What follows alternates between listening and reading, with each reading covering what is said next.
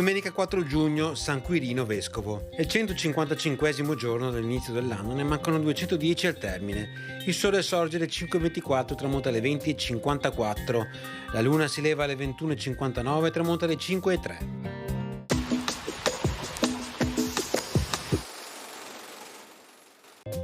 Dopo ben 20 scrutini, all'età di 78 anni, viene eletto doge Marcantonio Trevisan. Il ritardo e l'incertezza sulla sua elezione erano dovuti alla sua ben nota bontà d'animo e innocenza, venendo quindi ritenuto inadatto a ricoprire la massima carica della Repubblica in quei tempi difficili.